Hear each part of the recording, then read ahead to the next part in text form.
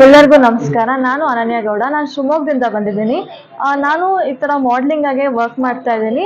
ನನಗೆ ದೇವ್ರದ್ದು ಒಂದು ಅಲಂಕಾರ ಮಾಡ್ಕೊಬೇಕಂತ ತುಂಬಾ ಆಸೆ ಇತ್ತು.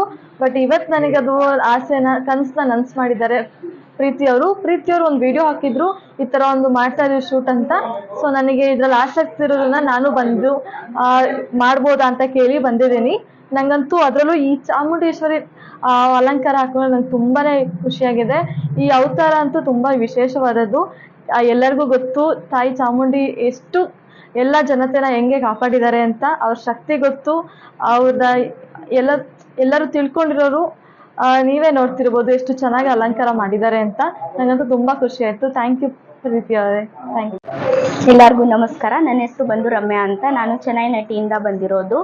ಹಳೆ ಕಾಲದಲ್ಲೆಲ್ಲ ಪುರಾಣದಲ್ಲಿ 9 ನವಶಕ್ತಿ ದೇವಿಯವರಿಗೆ ನಾವು ಪುರಾಣದಲ್ಲಿ ಕಥೆಗಳು ಕೇಳಿದ್ವಿ.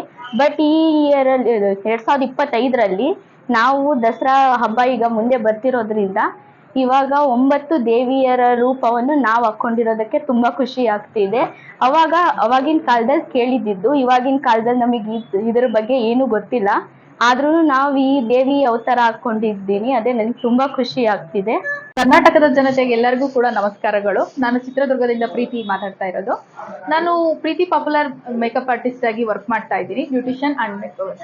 ಈಗ ಎಲ್ರಿಗೂ ಗೊತ್ತಿರೋ ಹಾಗೆ ನವರಾತ್ರಿಯಲ್ಲಿ 9 ದುರ್ಗೆಯರ ಅವತಾರಗಳನ್ನ ನೋಡಿರ್ತೀವಿ ಅಂಡ್ ಕಥೆಗಳನ್ನ ಕೂಡ ನಾವು ಕೇಳಿರ್ತೀವಿ.